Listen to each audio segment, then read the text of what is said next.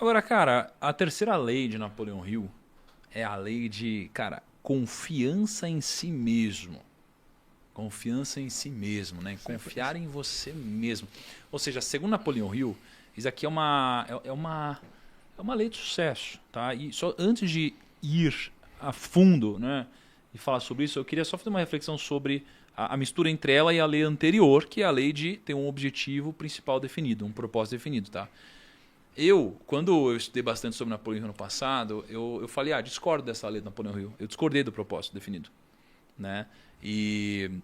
Mas eu sempre confiei em mim. Né? Então eu olho para a terceira lei, eu concordo, e a segunda lei eu falo, cara, não concordo. Por que eu falava que eu não concordava? Porque quando eu conversei com muitas pessoas bem-sucedidas, e eu num grau muito menor de sucesso também, eu atingi, de alguma forma, grandes resultados sem ter um propósito muito claro. Sabe? Aí eu conversava assim com os bilionários, eu falava, cara, quando você criou o seu negócio, quando ele cresceu, quando você ficou rico, você tinha um propósito muito claro? Eles falavam, não. Eu falava, uai, hoje você tem um propósito claro? Ele falava, sim. E aí eu comecei a refletir, eu falei, cara, não é possível se nenhum deles tinha um propósito claro, então não é requisito. Eles tinham um propósito claro. Lógico que eles tinham, pô. Se você cria uma empresa, seu propósito claro com aquela empresa é dar lucro.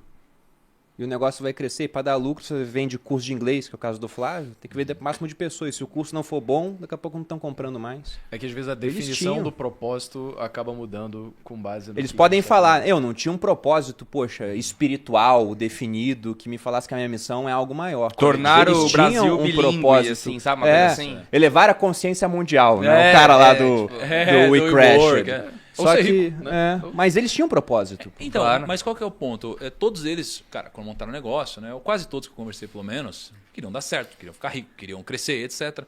Mas isso daqui não é exatamente a definição Napoleão Hill de propósito bem definido, que é, tipo, ter muita exatidão do que é o seu lugar no mundo, sabe? O porquê você faz tudo que você faz, assim. E aí eu discordei dele. E aí uma pessoa veio pra mim e falou assim, não, cara, você que tá errado, não é Napoleão Hill. Eu falei, como? Eu conversei com um monte de bilionário agora e eles falaram isso? Você tava tretando com o Napoleão Hill, hein, cara? Olha só. Totalmente errado. Porque, cara, mas eu acho que esse questionamento é essencial no processo de crescimento, entendeu? Porque é a maior resposta que... É a busca que todo mundo quer, né? Achar o seu lugar, né? E aí foi quando eu tinha uma chave interessante, cara, que foi assim, ó. Não, Thiago, você não tá entendendo. Você pode ficar rico. Uhum. Mas você nunca vai ser bem-sucedido antes de encontrar o seu lugar no mundo. Então, para ele e para Napoleão Hill, a definição de você ser bem-sucedido ou encontrar o seu propósito é muito diferente do sucesso financeiro. Em dinheiro só. Entendeu? Então, assim, você atingiu o seu sucesso financeiro, legal, você atingiu o seu objetivo aqui. Mas você ainda não encontrou o seu lugar no mundo. Entendeu? Então, para Napoleão Hill, você ainda não é bem-sucedido. Entendeu? Uhum. Você só vai ser bem-sucedido de verdade depois que você encontrar qual é o seu propósito definido no mundo, o seu lugar no mundo, porque você faz as coisas. Tá? E, então, acho que isso aqui foi um processo de reflexão que eu tive.